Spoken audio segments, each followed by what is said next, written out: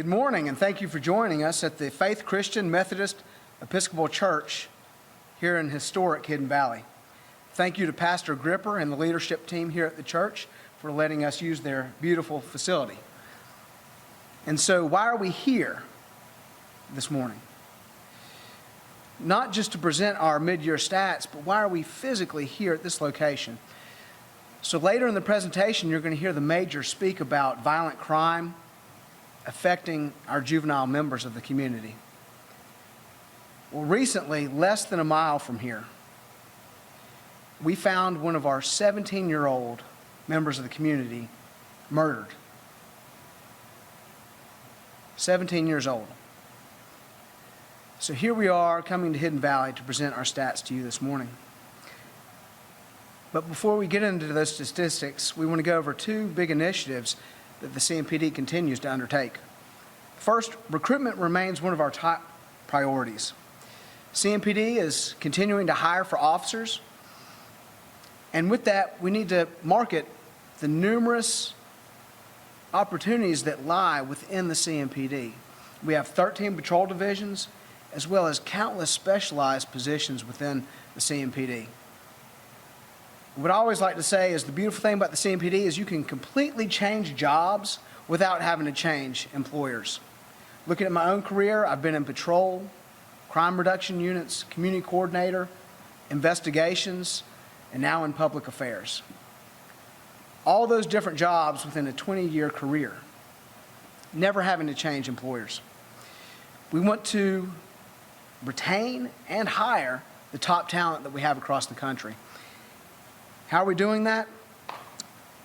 With our new budget year, we are increasing starting pay for officers by 9% and then by 10.5% by January of 2023. We are also offering a $7,500 sign-on bonus for new recruits as well as lateral officers who come to the CMPD. It should also be noted that we pay our officers, our recruits, from day one when they start the academy. They get paid through the academy. Whereas in other jurisdictions, those recruits may have to just do that on their personal time, and in some cases, those recruits actually have to pay to go through BLET. So again, come here to the CMPD where we will pay for your training. We will also pay you to go through our training. If you're interested or know someone who may be, find all the information that you need at charlottepolicejobs.org. In addition to hiring for officers, we are also hiring for telecommunicators. We just held a hiring blitz with 10 expedited offers made. We're excited to have 18 new telecommunicators joining our family here in August. The second initiative we want to speak of before we get into the data is CMPD Serves. This is the Chief of Police flagship program. It's the first of its kind customer service program to be delivered to a police department, and it's helping to change the definition of policing. The core principle of CMPD Serves is that we will deliver service that leaves a positive impression that will earn a genuine thank you. Our entire workforce, more than 2,600 employees, have all gone through this training program. At least 75 acts of excellence have been identified where officers have gone above and beyond in delivering that customer service to our customers who are our citizens. The CMPD is excited to deliver phase 2 of the program, which will roll out in September. This will focus on the application of work, internal culture, and employee wellness. So at this time, I want to invite Major Brian Foley to the podium, who's going to deliver our mid-year statistics. Major? Thank you, Lieutenant. Appreciate that. Good morning, everyone. I'd like to thank news media and all of our local citizens that are tuning in for this broadcast this morning. I wanted to touch on a couple of things. First, I want to reiterate thanks to the Reverend Dr. Gripper with Faith CME Church for hosting us today. When the Lieutenant was talking about the homicide that occurred less than half a mile from here, that in no way reflects upon the character of the Hidden Valley neighborhood. This community is a historic community. It is a long-term success story for CMPD and the community about reduction in crime and changes in the community. And that is the frustration level. When we work hard together, and then we have a youth that's senselessly murdered in the community. That's where we really get upset. That's where I get upset. I'm responsible for this area. And so that really hits me hard in the heart. The fact that the church and faith community here works with residents, works with CMPD, can't be discounted. So I just wanted to make sure that that's clearly articulated before we get started. Moving into our crime data, CMPD ended the second quarter June 30th with an overall 4.3% increase in overall reported crime compared to last year. Much of this is due to property crime changes. We'll go into some of that detail for you. Property crime itself increased 6%. In the news media, you often talk about things like robberies. A robbery is not a property crime. A robbery is where somebody approaches someone and through implied use of a firearm or a weapon or other means intimidates somebody into giving them someone. Burglary is the term that's the correct use. So when we talk about residences getting broken into, homes being broken into, it's burglary. Same for commercial properties. Both of those categories experienced increases in the second quarter. A lot of what we attribute that to is the change in the work cycle. And as we continue to come out of the COVID pandemic, we see changes in how businesses are employing people, moving maybe a little bit away from staying at home and working and going back into the workplace. The criminals who are also working recognize that. And so they understand fewer people at home. I can take advantage of that opportunity and go and break into a house. That's concerning for us. A lot of things that homeowners can do to protect themselves. Our Crime Stoppers folks offer myriad tips on how you can continue to protect your property while you're away. And we encourage you to reach out to us in that regard. Commercial crime. Commercial crime impact sometimes isn't really seen by the public because a lot of it happens at night, overnight hours.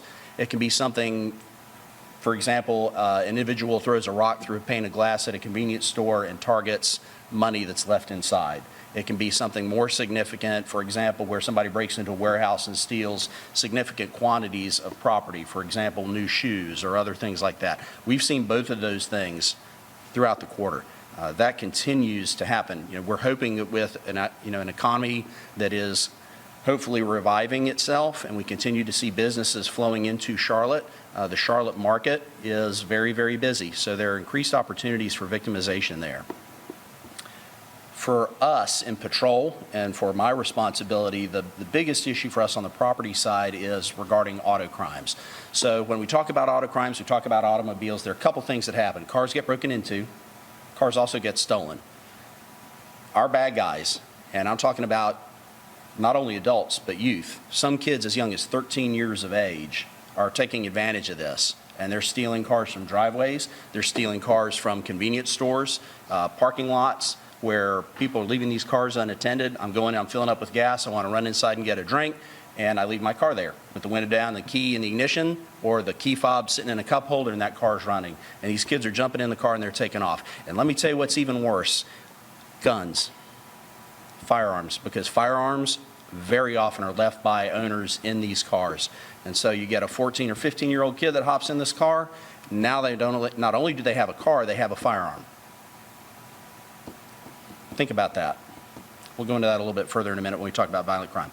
Car break-ins are concerning, but we're having some success. The divisions have been working, especially with apartment complexes where we see trends happen, and then also with large commercial areas, especially around retail. So the divisions are working with the community partners for reduction. Our community coordinators go out. We meet with apartment complex management regularly. As new complexes are built, we go out and we talk about security.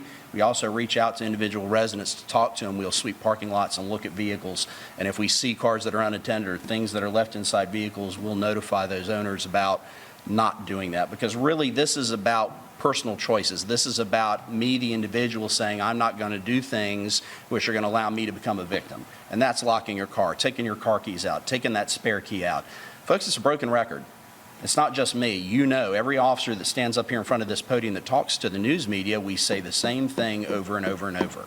And the reason that we do it is because people don't listen. Folks don't listen. And I'll be honest with you, I get it. It's a busy world out there, but folks go through world with blinders on. I'm thinking about everything else I need to do today. I'm thinking about my work. I'm thinking about my kids. I'm thinking about my relationship. And so I don't take the time to focus. I'll be quite honest with y'all. I'm a victim of crime. This year, I had a car that got broken into because my wife didn't lock the car up in the driveway. And guess what? Somebody took advantage that day to come down our street, going through and checking door handles, and went into one of my cars. So even I can be mistake prone. But just goes to show you that, we got to be thinking about that. We have to think about that all the time. That way we can all work together to reduce opportunities for crime. So let's talk about violent crime. Violent crime's up 3%. And to Chief Jennings, that is always our highest concern. It's our highest priority at CMPD to address violent crime. There is a caveat, however, because with the increase in overall numbers and the number of incidents, the number of victims in those incidents has actually reduced. So CMPD reports our data to the FBI's National Incident-Based Reporting System, or NIBRS. And the way that NIBRS looks at this data is they look at the incident itself, and then they look at the number of people who are involved. So on a violent crime side, a trend that we've seen for some years now is shooting into occupied property. And that can be a motor vehicle, it can be a residence, it can be a commercial business. If somebody shoots into a building and there are a lot of people in that building, then all those people count as individual victims for the purpose of that data reporting. So when we talk about this and we talk about shooting in occupied property, this is really where I get frustrated, because folks have resorted to and have lost a degree of reasonableness. Now what happens is there's this frustration that we see where folks are getting angry. And rather than taking other opportunities and looking at conflict resolution and trying to work out these problems, the first thing they go to is a firearm. That can happen road rage, and anybody who's driven in Charlotte traffic knows how bad Charlotte traffic is. People get upset. And I was talking a minute ago about people having blinders on, right? You got the blinders on and I'm not thinking about what I'm doing. And there's my exit. I'm going to miss it. So I cut across 4 lanes of traffic to make my exit, and I cut off another motorist. Guy spills his coffee in his lap. Now he's mad at you. Pulls up to you at the next light, pulls out that gun. Used to be sometimes they would just point it at you. Now they're actually shooting at people. So please help us. Pay attention to what you're doing. Bypass the exit. Go down to the next one, take that next exit. Don't do things that are going to make other people so angry that they would resort to gun violence and perhaps victimize you. We talk about shooting in occupied homes, residences. Let me tell y'all, it's a miracle our numbers just aren't worse than they are, because I'll be honest with you, when I see how little it takes for somebody to get upset and to actually go to a home and to sit outside that home in the dark of night and empty a handgun or a rifle into a residence, it's disgusting. It is disgusting, because people don't take into account, I may be mad at someone else, but I don't know if grandma's in there, grandbabies, aunts, uncles, friends. Personally, as a bad guy, probably don't care. But the fact of the matter is that we have innocent people that are on the receiving end of those bullets. I have stood in front of cameras at scenes too many times in the last couple of years talking about children, young people who have been struck by stray gunfire, heard gunfire going off, went and looked out the window, and are struck by a bullet. Where is the community? Where are people marching in the street and saying, we are tired of this? Where is it? Because I don't see it. And that has to be part of the conversation. The community has to be engaged. The community has to say, we are sick and tired of this. And we're tired of innocent people being on the receiving end of bullets just because somebody got dissed in social media. It should never happen. So I'm going to move into violent crime with youth. And when we talk about youth and we talk about the Raise the Age movement and programs that have occurred not just in North Carolina but across multiple states, we tend to look at people between the ages of 13 and 18 because those are the ones most commonly involved in the serious crime and the ones that are most commonly charged with the serious crimes. I talked about the auto thefts earlier. We had some incidents that occurred here across the northern part of Mecklenburg County in the Charlotte area a couple of months ago, where we had groups of teens ranging from 13 to 18 years old that were stealing multiple automobiles at a time. We charged 8 people in one case. We charged another 5 in another case. They were responsible for almost 13 separate auto thefts. And if you think that a 13 or 14-year-old is an inexperienced driver, you'd be fooling yourself, because some of these folks have led us on pursuits where we didn't know how old the people were that are inside the vehicle, because officers don't know that. When they get behind a car that's been involved in a shooting and that car is stolen and we are authorized by policy to pursue and we start that pursuit, we don't know who's in that car. Mothers, fathers, you should know. You should know where your kids are. You should know what they're doing. You should know where they are and who they're with. The responsibility for the police certainly is to address crime, but there's also a responsibility that goes with parenting and having children.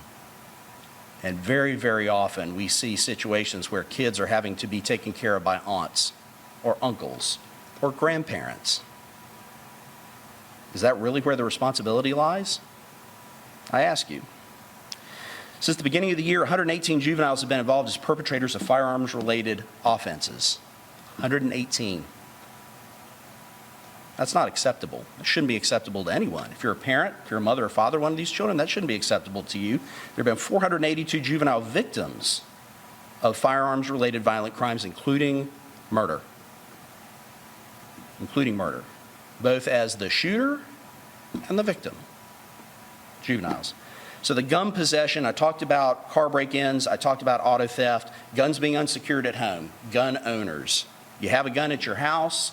If you don't know where it is and you haven't seen it, you better go find it. You better make sure that it's properly secured in a gun safe or another gun lock. CMPD offers gun locks, and we have for years. We've offered those to individuals so you can properly secure your firearms.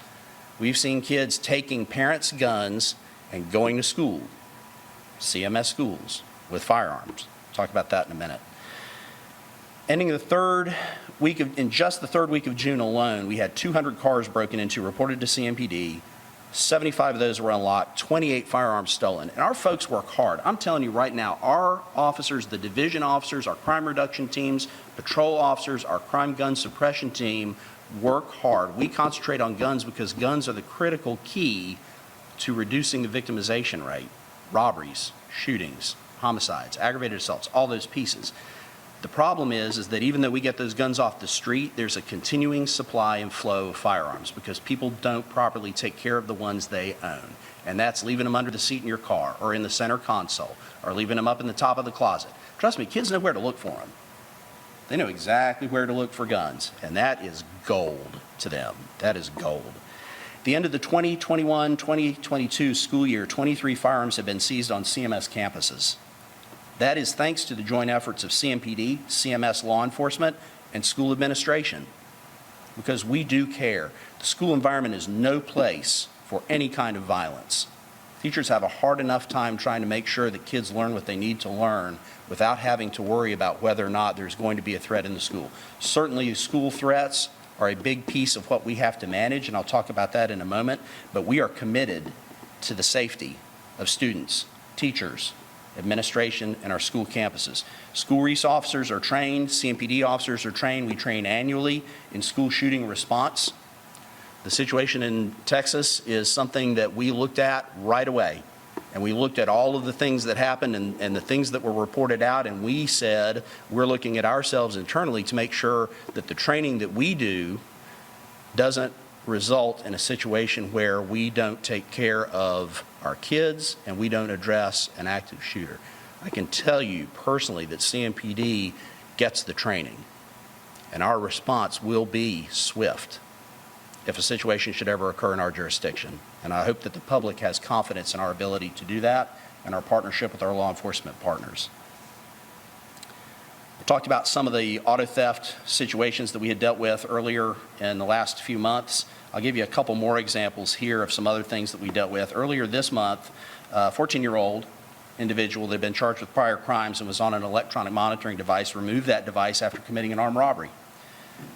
CMPD obtained warrants for that individual's arrest. Our detectives and patrol officers worked very quickly to get those warrants. However, while looking for him, that individual committed 3 separate shootings into occupied properties. 3. Just like I talked about a moment ago. 3 different houses over the course of 2 days, July 4th and July 5th. This same 14-year-old went on to drive a stolen car taken from one of the shooting scenes. And when officers located that stolen car on July 5th, he, along with a 16-year-old and a 17-year-old, led officers on a pursuit that went into Cornelius. Without regard, without care. All they want to do is get away from the police. They're not thinking about what they're doing.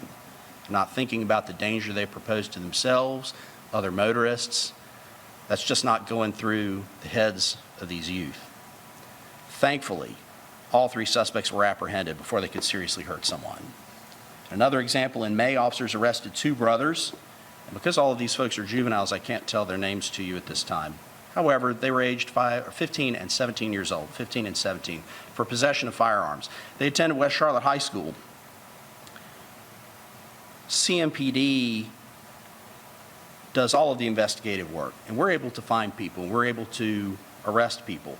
But I'd like the public to know and understand there's a difference between adults and juveniles. And the raise the age change has really changed and altered the way that police are able to engage and detain violent criminals. And if you don't think that a 13 or 14 or 15 or 16-year-old kid can kill somebody, you're wrong. They can, and they do. And when somebody does something like that, and the system has changed and prevents the police and the district attorney's office from taking that individual and putting them somewhere where they're no longer a danger to the public until their trial happens, that's a huge problem for Charlotte-Mecklenburg. Significant problem. The juvenile arrest process as it works now is that if you are a kid, if you are a youth, and let's say you're 14 or 15 years old, and you've committed crimes for the last couple of years. Let's say you started out by stealing things from a store, and then you moved on to breaking into cars, and then you move on to breaking into homes, and then you get a gun. You have a gun from the car or the house you broken into, and you're carrying that gun with you. You might get caught for carrying a concealed weapon. You might use that gun to rob somebody.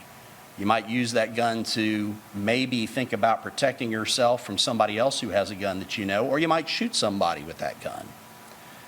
The juvenile justice system uses a points system in North Carolina. You generate points based on the offenses you commit, the severity of those offenses, and how many offenses you're actually convicted of in court. Juvenile court counselor is the individual who is basically the same as a magistrate for an adult. That juvenile court counselor determines whether or not an individual has what we call a secure custody order issued. The secure custody order is essentially the same thing as a warrant, but what it does is remand the custody of that child or youth to a detention facility, basically a youth jail. You have to hit all the points. If you don't hit all the points, we don't get the secure custody order. If we don't get the secure custody order, you know where that kid goes? They go right back home. Right back home.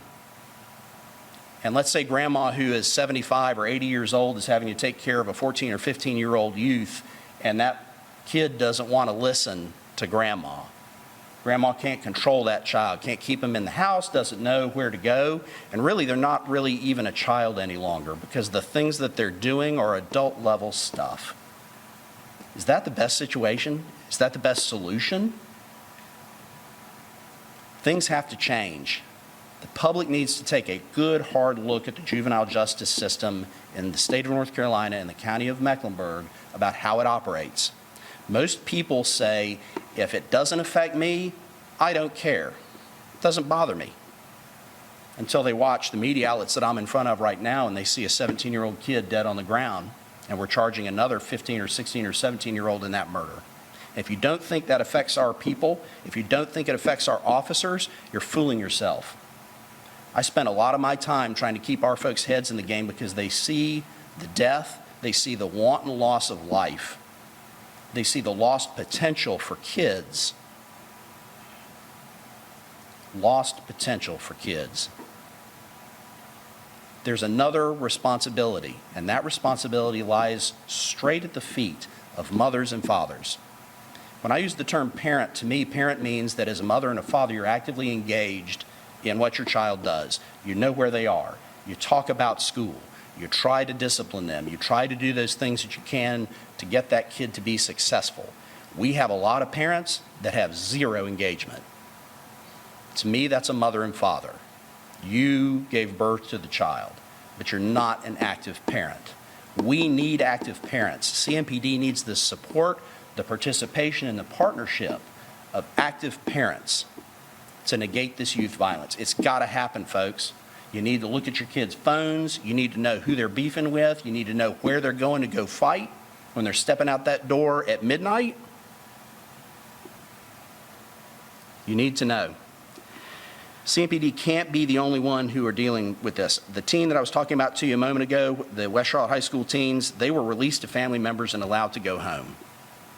The very next week, June the 15th, the teens fired weapons in the middle of their apartment complex on Southwest Boulevard.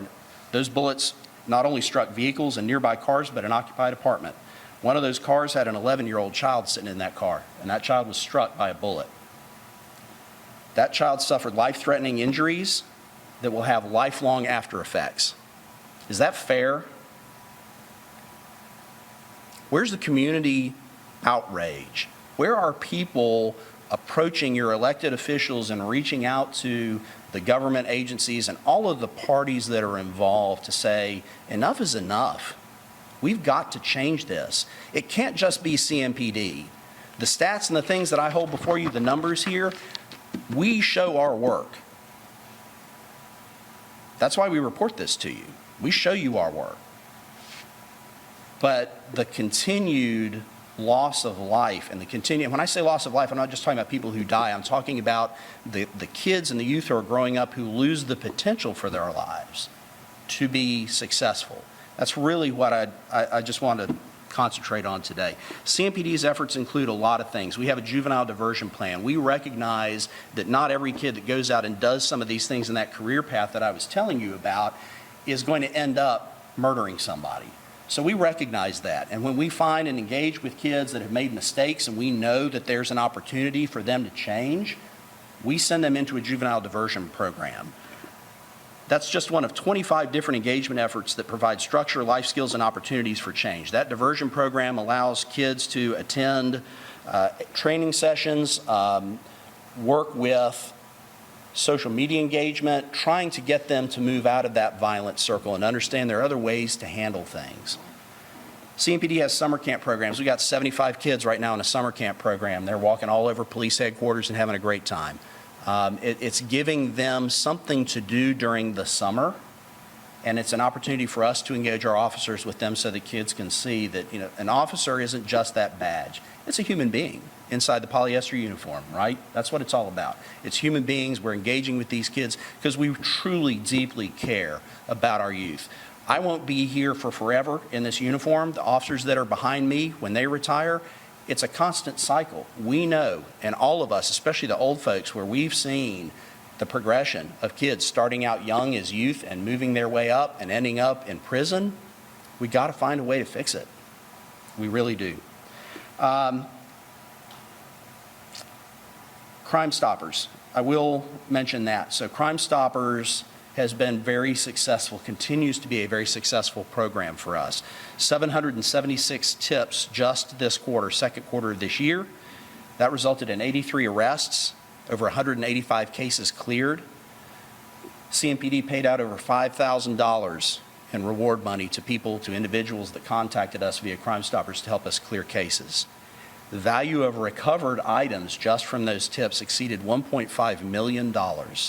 That includes $1.4 million in recovered stolen property, $7,000 in cash, and $95,000 worth of drugs that were recovered thanks to those tips. Also like to mention our airport division. Our airport division is one of the largest drug seizure units within CMPD.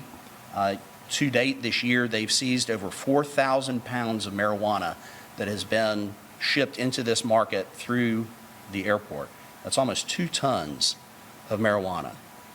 In addition, they've seized a significant amount of cash, And they also continue to help us by seizing firearms that are either being tried to be passed through security or being shipped through illegally by individuals who are traveling into the Charlotte-Mecklenburg market.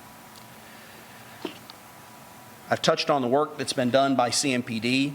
I've touched on the youth violence and the things that we're asking for help from the public and the community support for. I will open the floor for any questions that you folks may have, but I will end by saying that we have seized 1,447 firearms this year. I got so many guns I don't have any place to put them in my evidence area at CMPD headquarters. That's up 9% from last year, and it's 39% over our 5-year average for seized firearms. So again, this firearm flow is critical to our success to be able to reduce these violent crime numbers. So open the floor for any questions from news media regarding any of the stats and anything that I've talked about. That juvenile arrest process that you were talking about in the point system, did that change recently? Do you know when and who made that change? Who's responsible? The point system hasn't changed. What did change is that a larger number of individuals based on age were subject to that point system. So the juvenile justice, the raise the age change took a sector of those kids, basically 16 to 18-year-old, where in the past, North Carolina law allowed us to basically charge an individual at that age as an adult for an offense, especially related to violent crime. Shooting somebody, a murder, multiple auto thefts or property crimes, we could charge a person as an adult in those cases. The raise the age law changed that and said all of those folks now are diverted into the juvenile justice system. So I'll say this, as parents, I'm a parent, I talk to parents, I see parents, we talk to victim parents. Parents often look at a kid who is 16 or 17 or 18 years old and they see in their head that beautiful child, that firstborn child, that young baby, the toddler running around the house. They see that. In their head, that's what they're seeing. Emotionally, that's what they're seeing. But the changes in society, social media, the exposure to violence, those things age youth very rapidly. So by the time they get to be 16 and 17 and 18-year-old, that exposure has changed them and makes them fully capable of committing offenses that an adult would. I'm a police officer. CMPD, our responsibility is to follow the letter of the law, to investigate crimes and charge people. You, the public, are responsible for what you want us and what you want from your juvenile justice system to do. What we're saying is that we see some value in making sure that some youth don't have to go through the adult justice system. We understand that.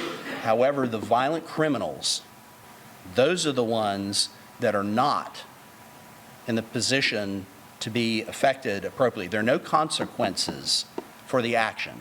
We talk about consequences. I talk about consequences with my own kids. It's about consequences for what you do.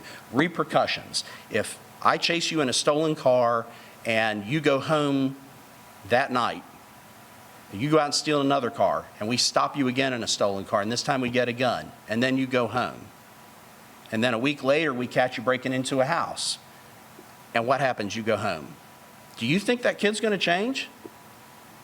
Do you really think they're going to stop what they're doing because there is no repercussion for their actions? I would say not. So you say the raising the age law is making it more difficult for law enforcement? Raise the age has changed the tools that CMPD use and other police departments across the state of North Carolina use to address violent crime. It has made it more difficult for us to be able to protect not only the person that's involved in that crime, because I promise you, we've seen them where they go back out and not only are they shooting at somebody else, but somebody's shooting at them and they become a victim, but also the community as a whole. So the raise the age piece has not really done, in terms of the violent crime, what I believe the public expected it to do. And so there is a disconnect there. We need to take a look at that again. Speaking of violent crime, you said there was a 3% reduction in violent crime? No, sir. About 3% increase in violent crime, but a reduction in victims? Correct. How does that happen? How do you get a reduction? So the way that the data is managed, CMPD participates in the FBI's NIBIN program. Not all law enforcement agencies across the country do that. CMPD does. So we report voluntarily our crime data to the FBI. The FBI separates that data. So they look at the incident itself. So if a bad guy shoots into a house, that's the incident. If there are 15 people in that house, sometimes there are, that's the victimization rate. So we could have more shooting in occupied property incidents, fewer people inside those dwellings or cars, and so the number of incidents goes up, but the actual victimization rate goes down. So that's the difference. Is that the case this half year? There's been less people in the houses that have been shot into? That's correct. There's a lot of focus on parents doing their job, especially if their kids get let out after committing an offense. But would you say that the law, how it's written now, is failing on one side too? I mean, if parents aren't doing their job, what can be done so that these kids don't leave it? The question is whether or not the law and then the responsibility of parents coincide. And I believe I've been fairly clear when I say that the law and the change in the law has impacted the ability of law enforcement to deal with repeat violent offenders. There isn't a lot of change in what happens on the parenting side, at least from what we see in the police department when we engage. There's a broad spectrum of parents. There are some parents who are very engaged in their children's lives and take responsibility and say, this should never have happened and I'm going to take corrective action. We have some cases where we'll take a kid home and have a hard time finding the mother or father.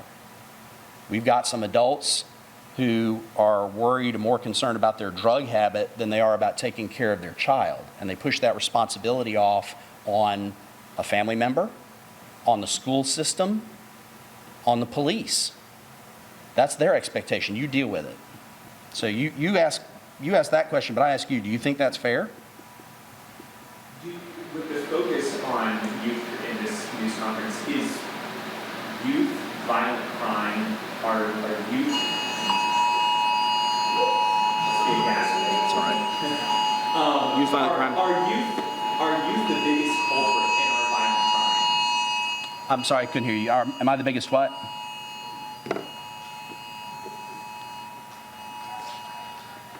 Sorry, folks, we're having an alert from National Weather Service, so we're dealing with that. So Go ahead. there was a big focus on youth here throughout this past half hour. Are youth the biggest culprit for our violent crime in the state of Charlotte? So certainly not. The youth aren't the biggest part of that. Violent crime from adults is just as important and just as prevalent. What we have seen is we continue to see what we believe to be a conduit, just this regular flow of kids starting out and moving into the adult-style crime. We want to focus on youth because that's where the value is. There are opportunities there to engage and stop that pattern before it gets to the point where I'm now having to deal with this person as an adult. Certainly the adult justice system, we're struggling with some of those things right now. We are. We have a very difficult time being able to take a violent person and keep them in jail after they've been charged with a crime for a period of time prior to trial that gives us some space to be able to investigate or maybe prevent them from reoffending. That's certainly a problem, yes. So adult offending by no means is off of our radar. We wanted to talk about the youth engagement today because we feel that's critically important to try and slow down that adult offending later in life. Go ahead. Well, we can provide that data to you. The question was, how many have we seen? My responsibility as a patrol major is to respond to serious incidents where we have people that are hurt and injured. And I've seen just about everything. I've seen apartments, single-family homes, automobiles, either parked in a driveway or in a parking lot or riding down the road, being struck by bullets. 4th of July, we had a lot of celebratory gunfire. Not smart, because everything that goes up has to come back down. And we've had people in Charlotte-Mecklenburg that have been hit by bullets that were fired into the air that came back down to the ground. The realization factually is that if a bullet comes out of that gun, it goes somewhere. And if you aren't focused on where that bullet is going, then it's going to hurt somebody. It has the huge potential to do that. Police officers are trained. We understand that we have to focus on what's behind.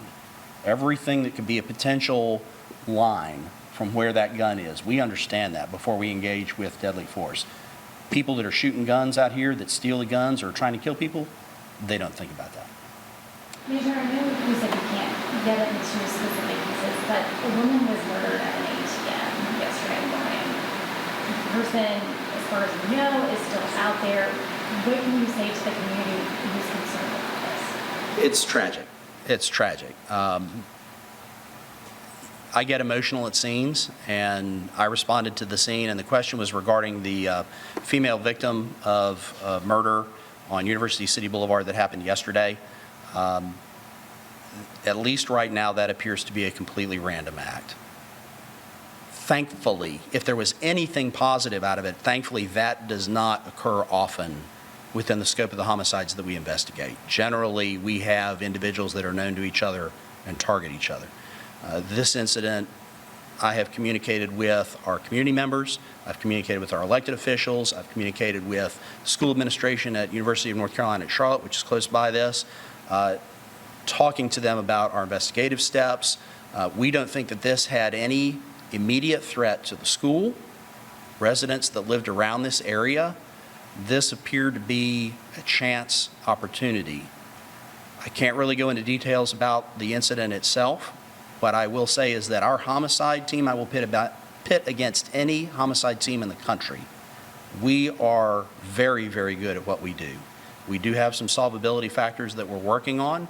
I know that our investigators in the homicide unit and our tactical teams that we use in the field that go out and engage and look for people and look for evidence are actively working right now to identify the people that did this. It's heinous.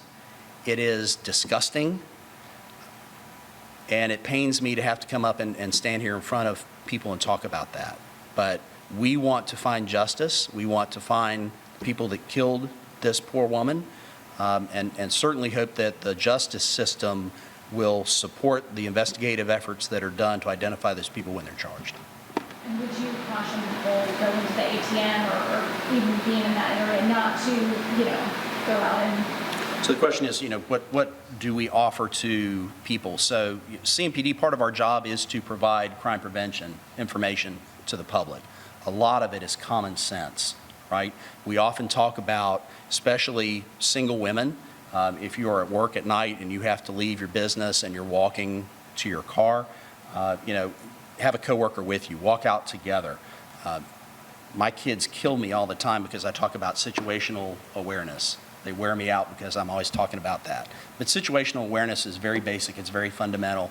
Just like any fighter pilot will tell you from Top Gun, right? Situational awareness is about knowing what's around you and looking and keeping your eyes open. I was talking earlier about the blinders. That's what people do. They have the blinders on. They're thinking about everything else but what they're doing right then. What am I going to do for dinner? Do I have enough money in my bank account? All those things go through people's heads. We get that. We understand that. Everybody's a human being. But to be safe, to take care of yourself in a growing community, and folks, Charlotte is growing rapidly. You don't have to walk but a mile from where we are right now in this church to see the changes in this community, the development, the growth. And it's not just natives from Charlotte. There are people coming from all over the country, and not all of those people are good people. Be safe. We have people that grew up in small towns that come to Charlotte, and now you're in a big city environment. And so you may not be seeing the guy sitting in the car watching you as you're pumping gas, or you might not see the two guys that are standing on the curb there while you're taking out your trash and you're putting your giant flat screen TV box out by the edge of the street. So again, it's just being smart. It's making sure you're paying attention to what you're doing. Don't give people opportunities. Don't take out big wads of cash. If you go to the ATM, don't be getting $2,000 out and then counting your money while you're standing there. Get in the car, lock the door. Charlotte overall, our crime, a lot of this crime can be prevented. But it can't just be the police standing here with a red flag in front of everybody going, please pay attention. You got to do it. The public has some responsibility. You've got to watch out for each other. Certainly, we want to be there for everybody all the time if we can be. But again, doing some of those small things, we think can make a big change in victimization. Any other questions for me before we wrap this up? Yeah, just Clarification, you said there were 2 students that were arrested at West Charlotte for bringing a gun to school. You said about a week later there was a shooting into a car. Were those teenagers involved in that? Yes. Okay. All right. Thank you, everyone. Appreciate it. I'm going to pitch this back over to Lieutenant Fishbach.